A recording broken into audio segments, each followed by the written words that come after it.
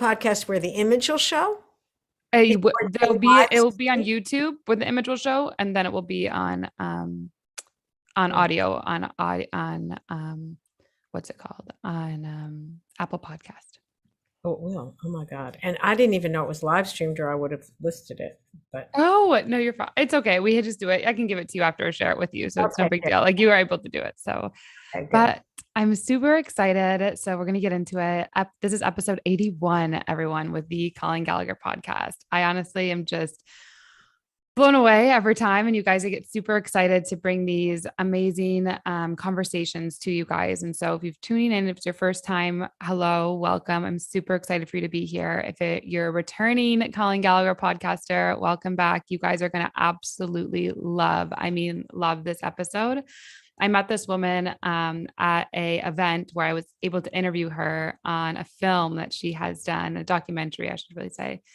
And it's honestly incredible. So it's something that you're going to be floored. It's something that a lot of you who follow my academic studies, global development, AI technology, this is going to be a podcast that literally blows your mind.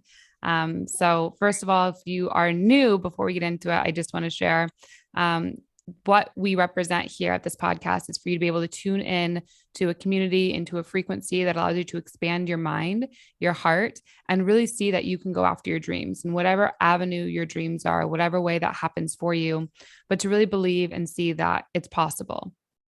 And we do this through different ways of having conversations, of meditations, of digital marketing. But it's all something that we're here and excited for you to be tuning in to listen, to expand, and have a different opportunity in life. So with that, before we get into the episode, I'm going to go through today's podcast episode. Today's episode is going to be brought to you by stamps.com. I know we have had them for a little bit, you guys, but they are super exciting. If you are looking for an alternative to shipping, you don't want to go into the post office or into UPS and you have an online store during this time, definitely check them out because they offer you all the prices for the different mediums of shipping so you can get the lowest price and also offer pickup. And so it's something that's definitely relevant. I know I have an e-commerce store. It saves you a lot of time and they have a actual tool so you can see these different types of shipping and also the amount as it changes daily, and also the different ways of next day air, 2-day air, regular time. And so it's a really great tool and it's called stamps.com. And when you can go there at checkout and type in pod, P-O-D, and you will get a special order for listening in and coming through this podcast for your shipping and all your needs. And so with that, we're going to welcome Abigail, which I'm super excited to share and talk with you about. And I'm going to introduce you. Before I introduce you first, I just want to say, tell us a little bit about your life and documentary, because I want them to hear from you. And then I'm going to introduce you because I feel like you are such an interesting, fascinating woman. Like me just reading about your bio is not going to do you justice. So I feel like just share a little bit about who you are, how you got here, and what really inspired the documentary that we're going to speak about. Well, that's a lot to present oneself after so many years making films. But basically, I did a film in graduate school, and as I was doing it, I had this kind of exemplary moment where I realized film could bring together all my interests, that it was the multiplicity of film that is what intrigued me. It could bring the verbal, the image, the music, the text. And my interest at that point was also in anthropology, which I think instead of becoming an anthropologist of South America, which is what I had imagined myself because I've done some work in Mexico and New Mexico and spoke Spanish, but that I'm going to ignore that phone. No, you're good. Life is real. Always.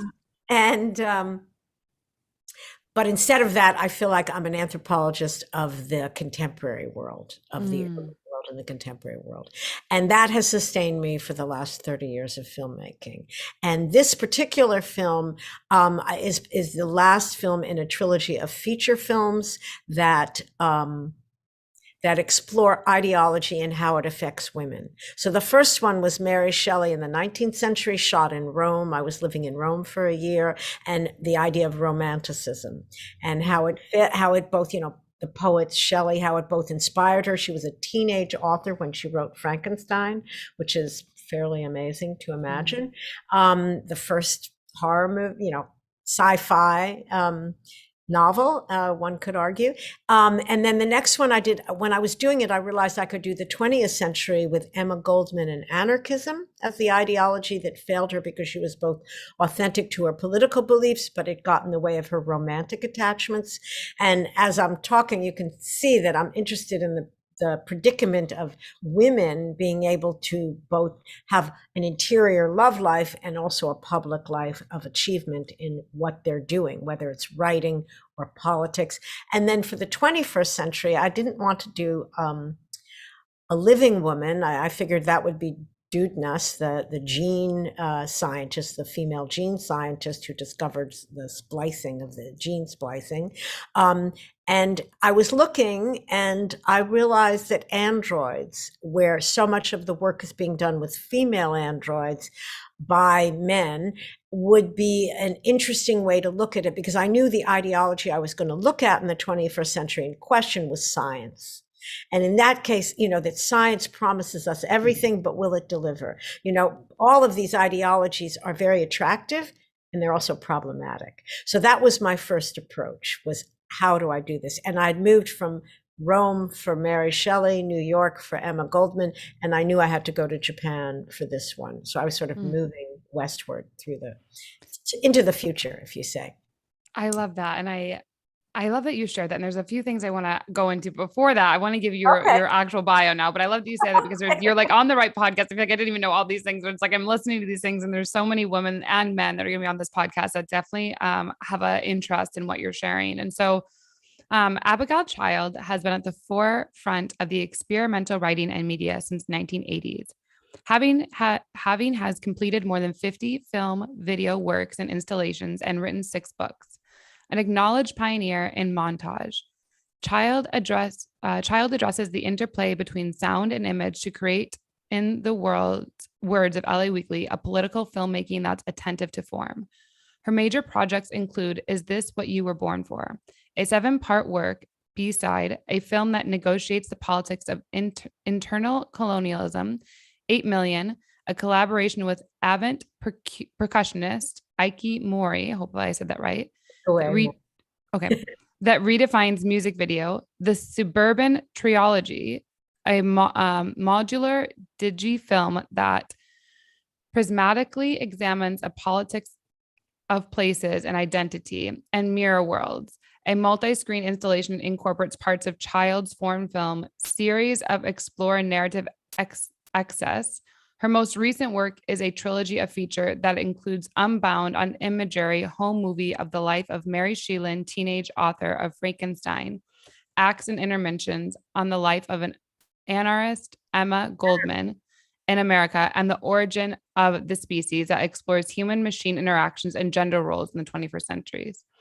Child's books include 6 of poetry, and we'll have those listed in the bio so you guys can, or the show notes, so you guys can see them all and get them if you want. And the reason I'm just so fascinated with you and I wanted to have you on the podcast, and I'm so grateful, is when I interviewed, when I had the opportunity to interview Abigail specifically on the origin of the species. And this is about how we're building robots that are going to help us in the AI world, but also, is there a bias in how these robots are being built? And is it really of ethicalness? And I think the other thing that is important to share, and everything you've even brought up between even just women, and do we have that opportunity to love and still be in the spotlight and do these things? Like, is that really even something that's feasible at this time in our life? And when I watched the short part of some of the film, I should say, I didn't watch all of it, but when I watched some of it, it was fascinating because you were really inside of labs of manufacturing facilities that are asking very deep personal questions that we don't even really have legislation for yet on this. Like, let's say we have legislation on,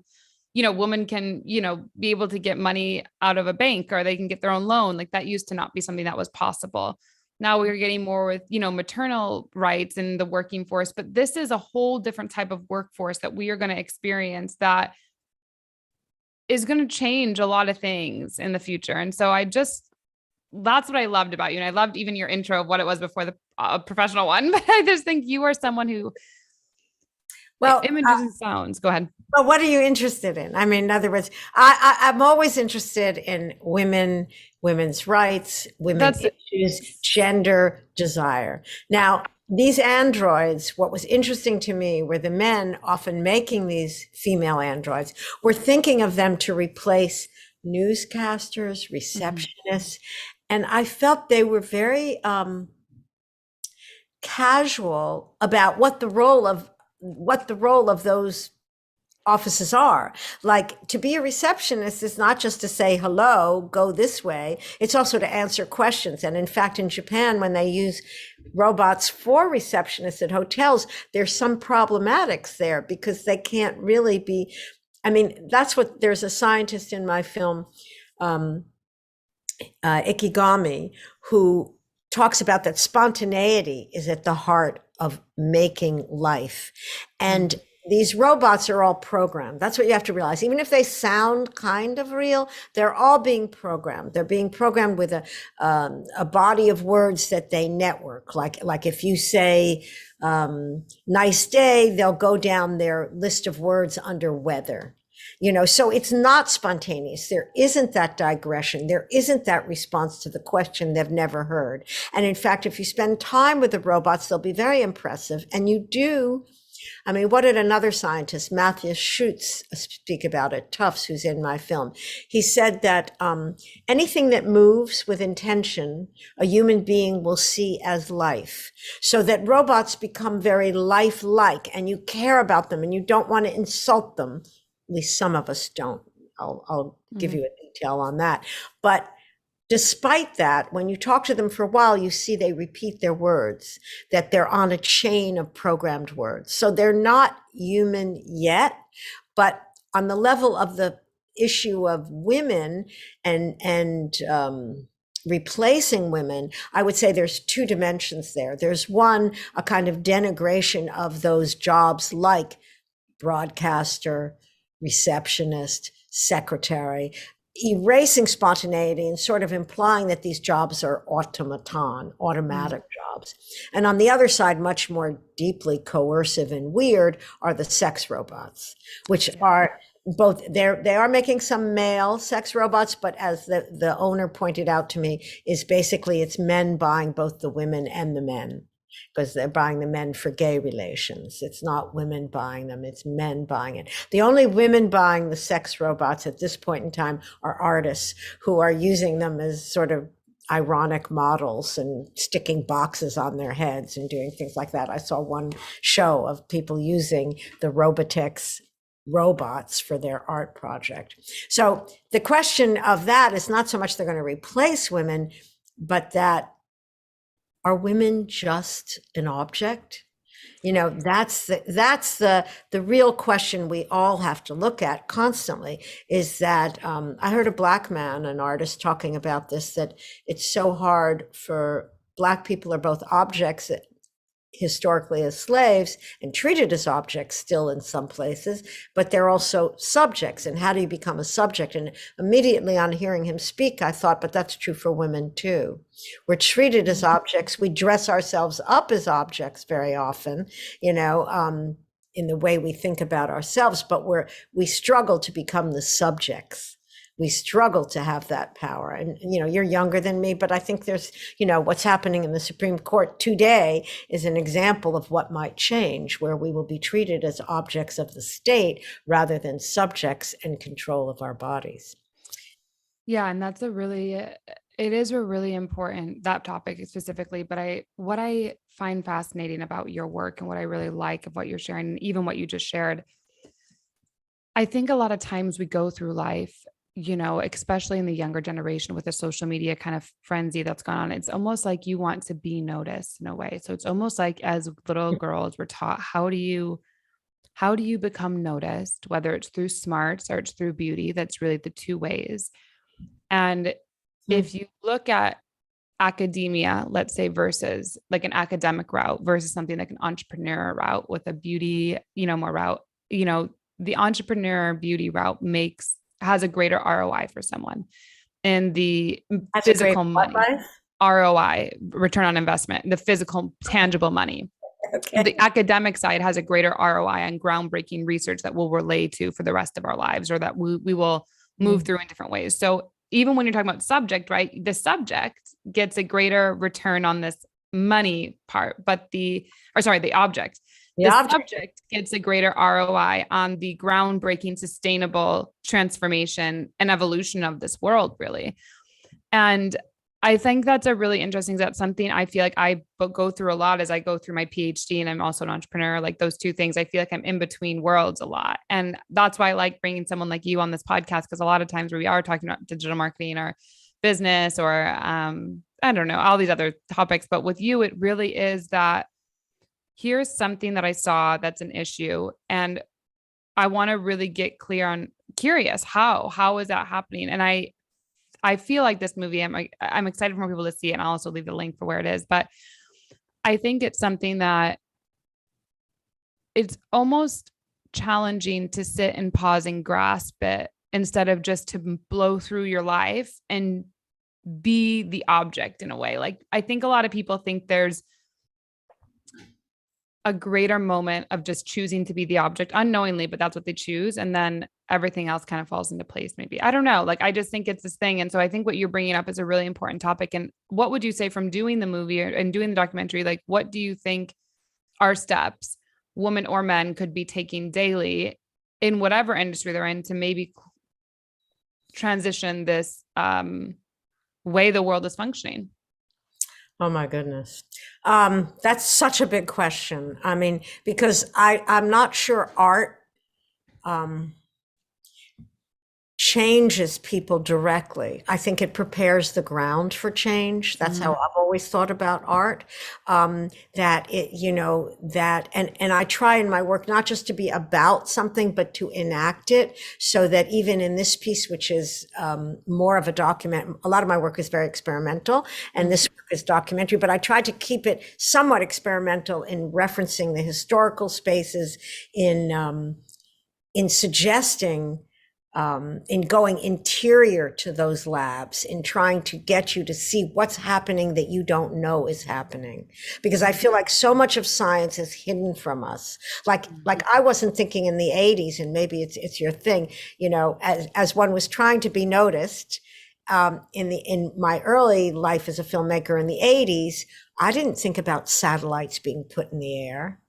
I was completely unaware of the science that was going on, that affects all of us right now, that has enabled you to do a podcast, that keeps, telling us where we are, that is our phones, the GPS. So I felt like in this film, I wanted to get you to recognize that this is going on all the time. Now, when you ask, how do we deal with it? I think the first step is just to know it's happening. And to maybe, it's happening with machinery. You see it in the film in some of the montage selections. It's definitely happening at Amazon. It's happening in factories. It's putting people out of work. And that's a whole issue. But that wasn't quite the issue I was looking at as tightly as some of the ethics of it and the gender. And there, I think, as individuals, certainly on the sex robot part, I think everyone, men and women, have to realize that we're bodies, that we are not objects per se, that the world of social media, perhaps, I was reading that adolescent boys are learning how to treat women through the internet porn. And it's devastating. And women and men are learning about sexual relations through pornography, which is not a very healthy way to negotiate other people's bodies. So on one hand, that's not an exact correlation to the film, on this particular film, Origins of the Species, but I do think the sex robots really tells you something about what you were saying, is that question between the object and the subject. And I think the choice is to really go to the subject. That even though what your ROI, which I'd never heard of before. Return on investment. Yeah, sorry.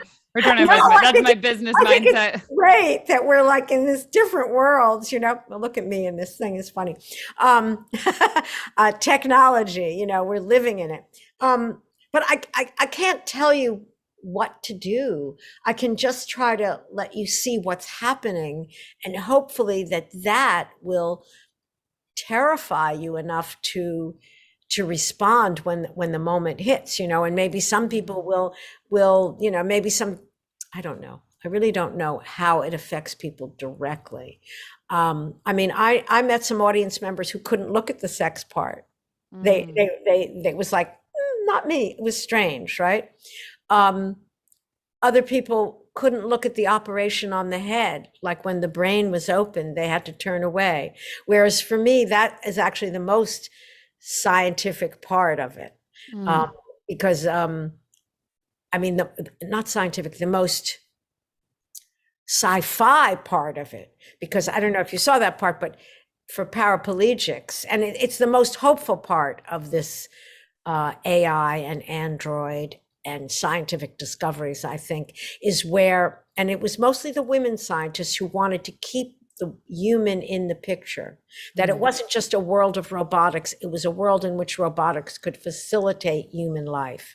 So I think that's really perhaps the most hopeful aspect. And if your audience can go in that direction, that instead of burying ourselves in our phones, we look up a little bit, we realize that we are flesh, and that is really, I mean, I feel like I'm saying the obvious, but it's obviously disappearing, is you have to look up from your machine. You don't want to go into the machine. You want the machine to be an aid to you, to facilitate your life, not overtake your life. Maybe that's the method. I think that is. And I think that's a really important key, because there's two things you said. And I watched the Paris Hilton documentary, actually. I know it's a little bit different than what we're sharing here, but it starts out with actually saying that they say love is the most powerful force on the planet, but we actually believe fear is. And I was like, you know what? I agree with that, because if you have a fear that's so deep inside of you, you will do whatever you can to protect that fear. You will do whatever you can to not have that fear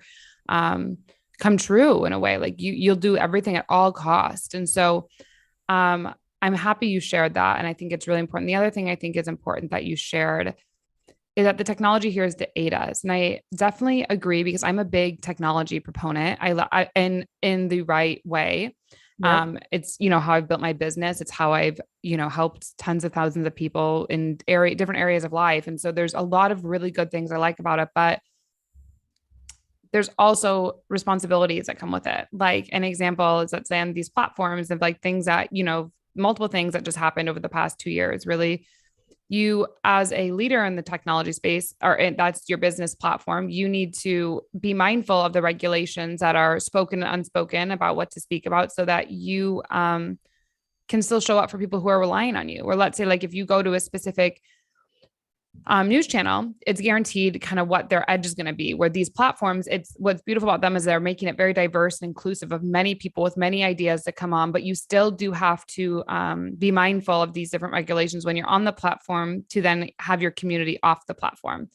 Right. So that was something even there, talking about control. That's a little bit of an interest control. It's not necessarily maybe men and women. I'm sure we could dwindle it down to that if we got the numbers or whatever it was, but I think these are really important things. And I think that what you're sharing, and I agree, is how do we look at all these digital creations and also in-person creations we can make through technology to aid us in making our life a possibility to have more time to be in silence, to be in stillness, to hear the creative voices, to then go and do whatever it is, instead of using these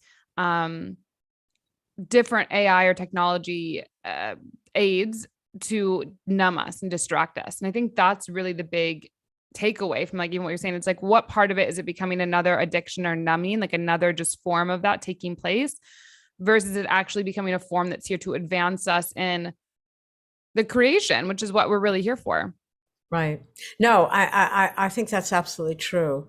And in the film, what they're doing is they're connecting the guy's brain so he can think to move the robot arm. They've figured out the impulses that your brain, and it turns out hand movements are on the very top of the brain. So they've gone for that first. So they implant, and then he thinks. So he's sitting in his chair and he can move a hand by thinking. But even crazier, if they touch the robot hand, he feels it as if it's touching him.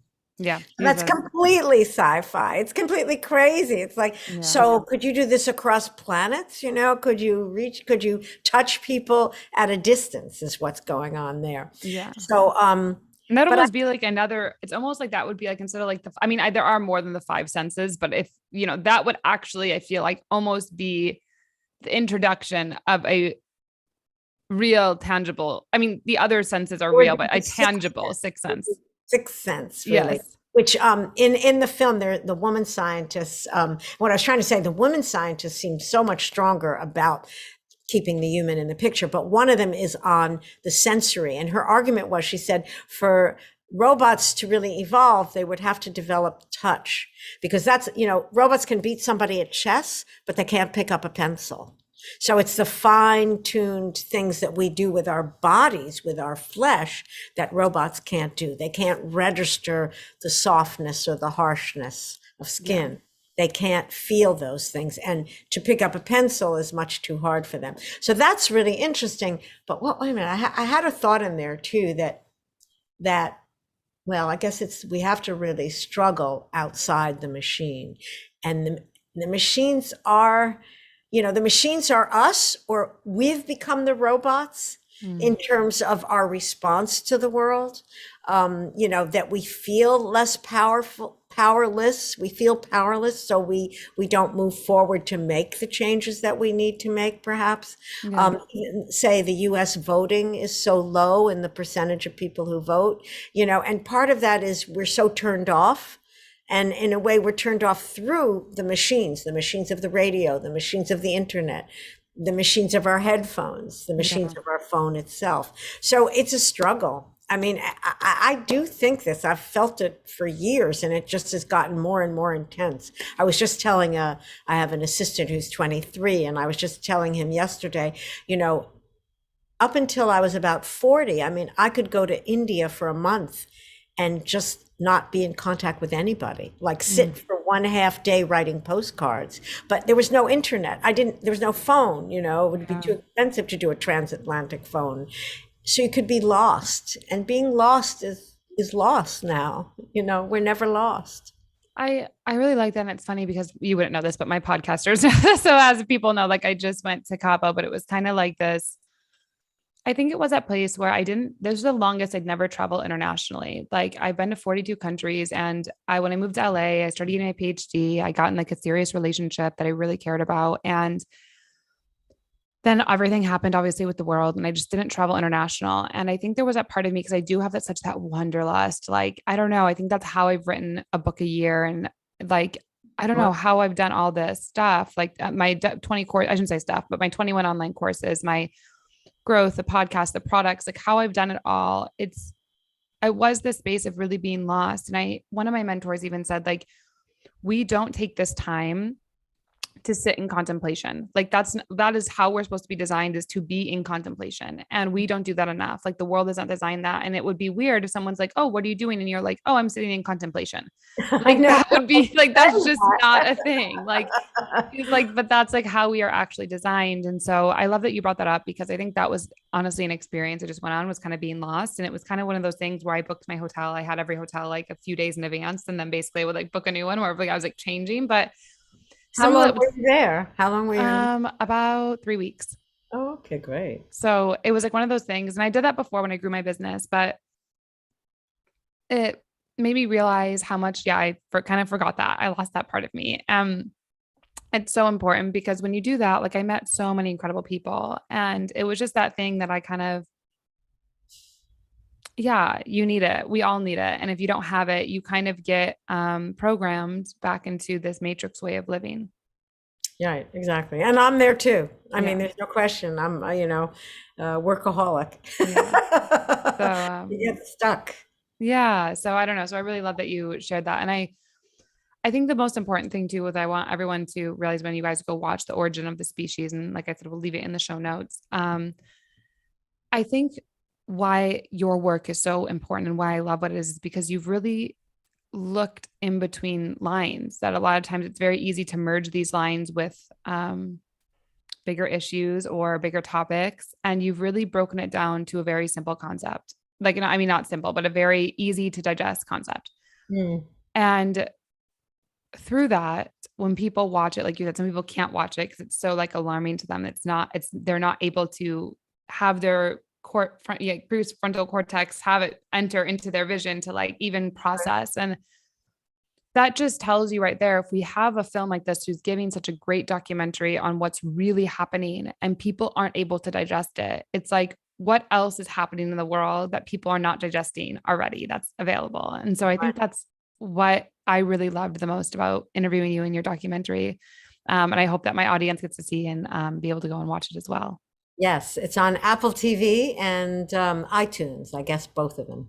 Yay, perfect. Yeah, I'll leave the link in the show notes. I'll find it so it's there and you guys will have access to it. But it's definitely one you are going to want to watch. Like it's one of those movies that documentaries, movies, I keep saying, but it was one of those, once you see it, you can't unsee once you've seen something. Like it's like you can't unknow once you know something, like no matter how hard. And I think what I love about this is because I do love AI more for the online education space than Mm, this, but I mean, that's where I really believe in massive open online courses and, how do we create that? How do we really get more of a co-creative learning experience between student and government or educate, institutions? Like, how do we really do that instead of standardized testing? But there's still AI highly involved in that and the design and the, development. But with this, could I imagine a teacher in the front of the room being an AI robot and it being something that's working? Like, I don't know, like, and no, could I I see don't that? think so. I don't think so quite because they couldn't address all the student, issues. But I Because guess what I'm thinking more is if, oh, go ahead. well, I just think students are surprising. I'm actually after doing this film, I actually don't think robots will achieve what we're dreaming. Hoping. Yeah, what we're Yeah. dreaming of. I don't know if we're hoping of it, but what we're dreaming of. Dreaming. I picked that word specifically because I'm not sure we're actually hoping for an imitation mechanical human, but it's what we're dreaming. And that was also what I was trying to do in the piece was give you the our dream space. So I have Metropolis, the film from the 20s with and I tried to pick sort of beautiful and Coppelia, which is a ballet. And what's interesting to me about all these historical, often movie, but also ballet versions of androids is the humans are always afraid they're either going to be smarter than the human, they're going to take over the human, they're going to defeat or argue with the human race. So Mm. it's almost, and I've had the scientists say, no, no, no, they're programmed by humans. They're not going to be able to do that. Yeah. And then people say, but what if they learn on their own? Which of course is true. They are beginning to improve on their own. But I think it's a projection, and it's what you were speaking of human fear. Yeah. We're afraid. I mean, Frankenstein reached a really deep place. Mary Shelley, as a 19-year-old teenager, reached a really deep place when she suggested that a creation we make might attack us. Mm. And that's such a primeval fear. I mean, but it's strange. I don't think we feel that about our children, but we are Yeah. feeling it about these mechanical beings. And is that like a projection of our own warrior being, of our own anger at difference, which we are seeing in the world today? I have another series of film which really looks at how people who are very close together will fight.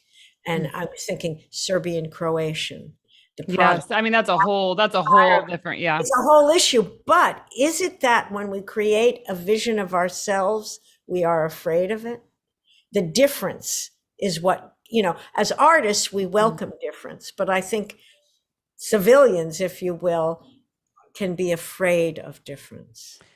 That's profound, Abigail. I've never thought about that. And that really is profound because I think I've said this before on this podcast, but I've often felt like a little alien running around this world because it's like, what you said, I was born to two parents who are attorneys, but I've always had this force in me that was this. And I've always been like you said, like, I'll just pack up and put my stuff and I'll go here and go there. And most people are like, what? Like, how this doesn't give you anxiety? And I'm like, no, like I thrive on it. Like it.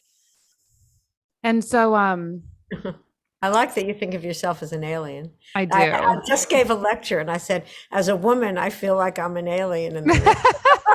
That's why when you were talking, I was like, Abigail, I feel like you're on the right podcast because you said so many things. I was like, this is me you're talking to. But anyway, There you go. but I think what you said is profound of that civilians and the creatives and artists. And I think a lot of my people here, they are our people, we should say, but they're in that space. If they've been locked into a corporate space, they didn't know anything different. That was the only thing new, but they do know there's something special and different about them. And they're really on that brink. That's this audience of breaking free, of breaking to the next thing. And I think that's why what you offer is so divine and amazing, because if you would have logically been in a corporate space and you had these thoughts in your head, if I want to do this, or I want to do that, or I want, like, you had these thoughts, right? And that was not the way you were raised or born or thought to take action on or led to take action, or you weren't given something that there was a fear so deep inside of you that, like, I have to do this or else. Like, that fear wasn't living inside of you. You did it. And I think a lot of people here, they're building that fear of, they're beginning to realize that this ideas, these thoughts I have inside of me are actually something I could do something about. Like, I could be a creative, I could be an artist. And we don't have a framework in society for artists yet. And that's why, I love what I'm doing with my dissertation. And that's why I love what I'm like, the massive open online courses. So this is a little bit different than what we were sharing, but we'll transition here. But you had the origin of the species, and you have when you have these, if you had a robot teacher, right? But if the new age education system, which I think it's going more towards, going to be more of the student has access to different massive online open the courses. Basically, they're going to be choosing it. Mm-hmm. And that's like a foundation part where they'll watch videos or choose things. And then they'll basically choose like an in-person retreat or whatever, obviously from a big leader like yourself, or like someone narrowed a niche into whatever it is that they're doing. But they found you only through these massive online courses that the AI then pointed into you from niching it down into what they're doing. And so if you had a robot in a room like that, like if let's say you have people show up and you had to have a robot there, because they're all the kids or all people are taking different courses of whatever it is, but they just have to be there at that time to take a course, or for a certain number of hours to be in seat or whatever that is. And I don't even know if that's relevant anymore. That might be irrelevant now too, but I could see how that would be useful, maybe just to make sure, like, okay, people are there. Do we need to get you water? Do we need to do this? Like, I could see how something like that would be useful, because you don't need a physical teacher maybe there at that point. It's more. I disagree completely, but go ahead. You what? I just going to need a physical That's teacher. funny. I mean, I think Zoom is too far away anyway. I would like it a little more in person, but I do, you need a hybrid. You need a hybrid model. AI, have you done like AI testing? I mean, I had from when I was a kid, they would do those tests. And the trouble with automated tests is they're usually multiple choice or. Oh, no, not automated tests. So, okay, massive open online courses aren't automated tests. Those are usually they're people, aren't they, talking? Yeah, it's like a person like yourself or me who basically did a course. Let's say it's like we did a smaller course. Harvard or Yale have them. Yep. So you would do that, and so we can't get rid of in-person classroom. That's never that can't happen. That's not part of the education system. But the way that it has been up until this point is also not how it's worked. So it's like there has to be more of a hybrid model, I feel, for some of these. I can hear that. Yeah. So some of these. So I'm saying I think there might be some, I could see maybe in some instances there have to be a very defined, outlined, specified model of where a robot wouldn't teach, but would just be in the room, almost like facilitating, not as a test taker. I don't know. I'd have to think about it more. I guess I was thinking about that though, because I do, it could be possible, but would people really want to? Because what I was, I had mentioned before that there was a robot. It wasn't very human looking. It wasn't as advanced as the ones I was looking at in my film, but that was wandering through Canada for several months. And then they came to the US. And when they came to the US and ended up in Philadelphia streets, they got attacked by a group of people. I don't even know who it was. I think it was a group of men, boys, maybe, who destroyed it. Mm. So I think there is also some fear and antipathy towards a robot being. So I'm not sure. I mean, would you really want to have one of those characters from my film teaching you? They're so. Yeah, I love how you're not teaching me. No, but even on screen talking, they're kind of still. I mean, maybe they will end up looking more simulacrum of humans, but I think it's a long way away, particularly the face. I love the guy in my film who says once they talk, they seem fake. So he was more interested in the emotional responses of the eyebrows going up or the mouth changing than actually talking.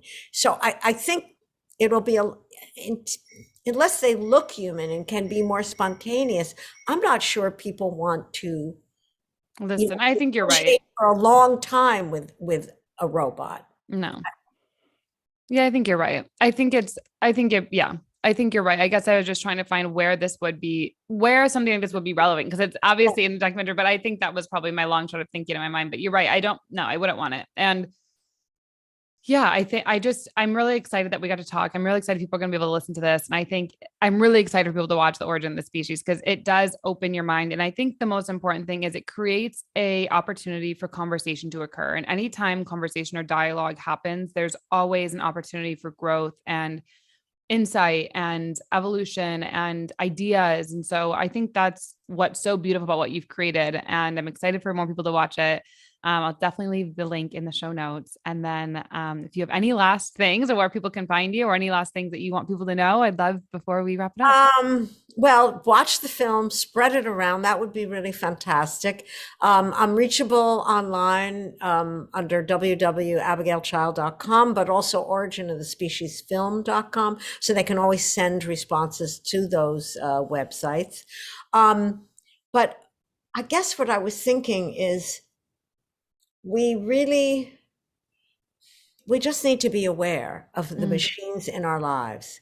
And I use Amazon, I'm as, guilty or inside the world as all of us. And I think we really have to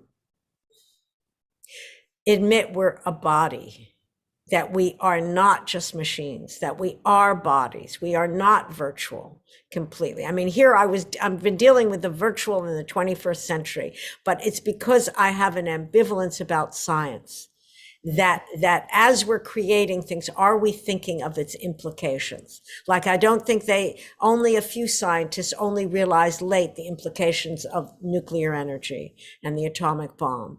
And they often regretted it. And I think we're at a state now to think about machines and how we're being surveillance and what it means for liberty. And maybe back to that, who is the subject? Who is the object? How can we stay as subjects with feelings and bodily feelings? And I know what I was going to say. And it's not just for ourselves. It's also in relation to the earth. Yeah.